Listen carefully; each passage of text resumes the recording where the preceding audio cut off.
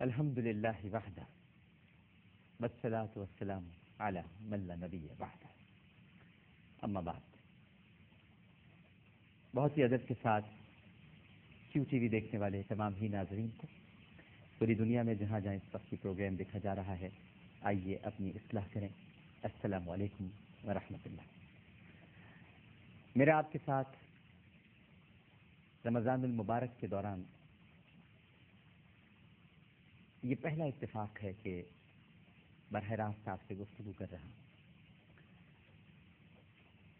ایک بہت ہی خوبصورت چینل ہے، اللہ اور اس کے رسول صلی اللہ علیہ وآلہ وسلم کی باتیں ہمارے اس چینل پر ہوتی ہیں۔ بس یوں سمجھ لیجئے کہ ہر وقت مقرر ہے کسی بھی کام کے ہونے کا۔ یہ وقت بھی مقرر تھا، ایک دن آپ کے ساتھ اس طرح گفتگو کرنی تھی، اور رمضان المبارک میں جب ہم سب اپنی اصلاح کی کوشش کرتے ہیں اور ایک دوسرے کو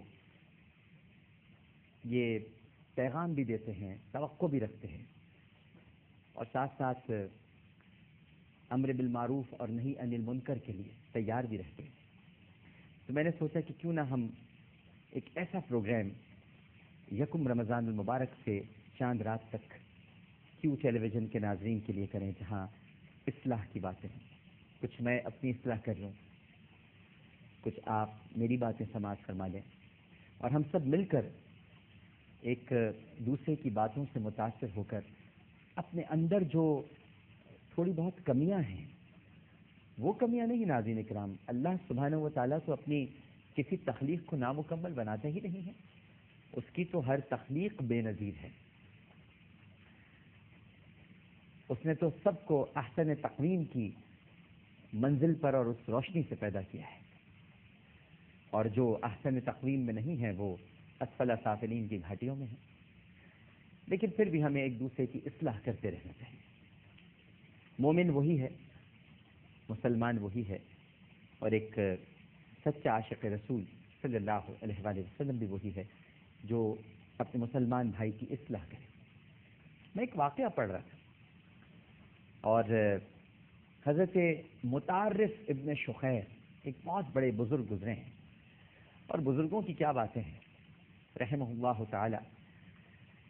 ان کی باتیں ناظرین کرام بسا اوقات کئی بھٹکے ہوئوں کو، بہکے ہوئوں کو، جو منزلوں سے کہیں دور نکل جاتے ہیں، ان کو راستے پر لے کر آ جاتی ہیں۔ حضرت فضیل بن عیاض رحمہ اللہ تعالی، حضرت ابراہیم بن ادہم رحمہ اللہ تعالی، حضرت مالک بن دینار رحمۃ اللہ علیہ، اور اس طرح کے کئی بزرگ ہیں ناظرین کرام، حضرت معروف کرخی رحمۃ اللہ علیہ۔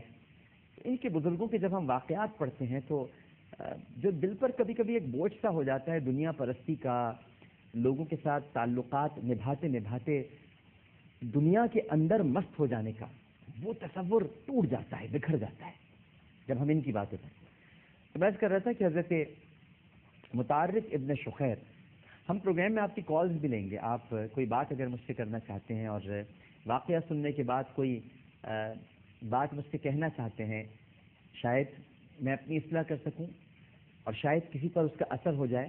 مقصد تو یہی ہے اس ماہ مبارک کی ساتوں میں رحمتیں سمیٹنے کا، آپ کا بھی یہی مقصد ہے اور یقیناً میری بھی یہی طلب ہے۔ تو انہوں نے خواب میں دیکھا ناظرین کرام، حضرت مطارف ابن شخیر نے، انہوں نے دیکھا خواب میں کہ ایک قبرستان پھٹا اور اس سے مردے نکلنے لگے اور کچھ چننے لگے۔ اب قبرستان کا پھٹنا یعنی قبروں سے مردوں کا باہر نکلنا اور پھر کچھ چننے لگنا، تو یہ حضرت مطارف ابن شخیر فرماتے ہیں کہ میں بڑا حیران ہوا کہ یہ کیا چن رہے ہیں۔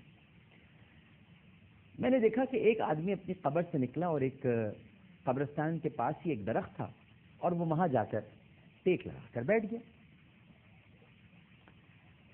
مطارف ابن شخیر رحمۃ اللہ علیہ بیان کرتے ہیں کہ میں اس کے پاس گیا اور میں نے جا کے پوچھا کہ بھائی یہ کیا ماجرا ہے، یہ کیا معاملہ ہے، سب تو چننے میں لگے ہوئے ہیں اور تم درخت سے ٹیک لگائے بیٹھے ہو۔ تو اس شخص نے کہا کہ حضرت ہم وہ مسلمان ہیں جو پہلے مر چکے ہیں، اور یہ جو چن رہے ہیں لوگ، آپ دیکھ رہے ہیں چاروں طرف، ادھر بھی ادھر بھی سب جگہ پر قبروں سے نکل کر، یہ دراصل وہ ثواب چن رہے ہیں جو ان کے پچھلے ان تک پہنچا رہے ہیں، یعنی جن کو یہ چھوڑ کر آئے ہیں وہ ثواب ان تک پہنچا رہے ہیں، اس کو چن رہے ہیں۔ تو حضرت متعرف ابن شخیر نے کہا کہ بھائی وہ تو چن رہے ہیں، لیکن تو کیوں نہیں چنتا؟ تو بھی چن، جب ثواب ہی ہے تو پھر تو کیوں ثواب سے محروم ہوتا ہے؟ اس نے کہا کہ حضرت میرا حساب تو تھوک کا ہے۔ تھوک سمجھتے ہیں نا ناظرین، ایک ہوتا ہے ہول سیل اور ایک ہوتا ہے ریٹیل۔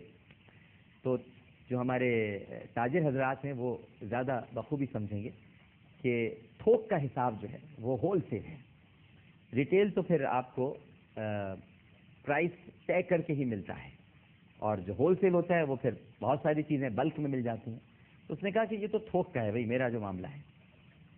تو حضرت متعرف ابن شخیر نے کہا کہ بھائی تجھے پھر کیسے ملتا ہے اگر تھوک کا معاملہ ہے؟ یہ تو چن رہے ہیں، ایک ایک کر کے چن رہے ہیں، ہر چیز اٹھا رہے ہیں، ان کا ثواب ہے، تو کہہ رہا ہے مجھے تھوک کا ملتا ہے۔ تو شخص نے کہا کہ حضرت کیا بتاؤں، میرا بیٹا حافظ قرآن ہے، اور ایک قرآن پڑھ کر روزانہ مجھے بخش دیتا ہے، اب آپ ہی بتائیے کہ مجھے چننے کی کیا ضرورت ہے؟ حضرت متعارف نے پوچھا کہ کیا کرتا ہے تیرا بیٹا؟ تو شخص نے کہا کہ فلاں بازار میں مٹھائی کی دکان والا ہے، بس اتنا کہا اور حضرت متعرف ابن شخیر کی آنکھ کھل گئی۔ فرماتے ہیں کہ میں صبح اٹھتے ہی فجر کی نماز کی ادائیگی کے بعد تھوڑا میں نے انتظار کیا کہ سورج نکلے اور دکانیں کھلیں، بس میں بہت بے چین تھا اور میرا بس جی چاہ رہا تھا کہ کسی طرح میں نکلوں اور جو پتہ اس نے بتایا ہے میں اس دکان کو جا کر دیکھوں، تاکہ ایک تو خواب کی سچائی بھی معلوم ہو اور ذرا اس سے جا کے دریافت بھی کروں۔ صبح آنکھ کھلی تو وہ ظاہر انتظار کرنے کے بعد جیسا کہ میں نے عرض کیا تو وہ اس مٹھائی کی دکان پر پہنچے۔ وہاں جا کر انہوں نے دیکھا کہ ایک نوجوان بڑی خوبصورت داڑھی والا، بڑا نورانی چہرہ ہے ماشاءاللہ، سودا بھی بیچ رہا ہے اور ساتھ ساتھ ہونٹ بھی ہلا رہا ہے۔ انہوں نے پوچھا بچے کیا کر رہے ہو؟ تو اس نے کہا کہ حضرت آپ تشریف لائے ہیں، آپ مجھ سے سوال کر رہے ہیں، میری بڑے نصیب جاگ گئے کہ آپ مجھ سے پوچھ رہے ہیں، میں بس قرآن پڑھ رہا تھا۔ حضرت متعرف ابن شخیر رحمۃ اللہ علیہ نے ارشاد فرمایا کہ بیٹا کس لیے قرآن پڑھ رہے تھے؟ ہمارے ہونٹ ہل رہے ہیں، سودا بیچ رہے ہو، قرآن بھی پڑھ رہے ہو۔ تو اس نے کہا کہ حضور میرے والد نے مجھ پر بڑا احسان کیا، اور احسان یہ کیا کہ مجھے قرآن پڑھایا اور میرے لیے رزق کا اہتمام کیا، بہت پاپڑ بیلے، بہت تکلیفیں اٹھائیں، بڑی پریشانیاں اٹھائیں۔ اب میں چاہتا ہوں کہ میں ان کے اس احسان کا بدلہ دوں۔ بدلہ تو دے نہیں سکتا، باپ ہے، ماں باپ کا ناظرین کرام ہم احسان نہیں اتار سکتے، ماں باپ کے لیے ہم کچھ نہیں کر سکتے ناظرین کرام، کچھ نہیں کر سکتے۔ سچ بتا رہا ہوں، اگر کوئی اولاد یہ سمجھتی ہے کہ وہ اپنے ماں باپ کا احسان اتار سکتی ہے تو وہ غلطی پر ہے۔ بہتر ہے کہ وہ اس روش سے اور اس سوچ سے باز آ جائے۔ آپ ماں باپ کا احسان نہیں اتار سکتے۔ اس نے کہا کہ بس میں چونکہ احسان اتارنا چاہتا ہوں اور احسان اتار بھی نہیں سکتا، لہذا کوشش کرتا ہوں کہ روزانہ ایک قرآن پاک پڑھ کر اسے بخش دوں۔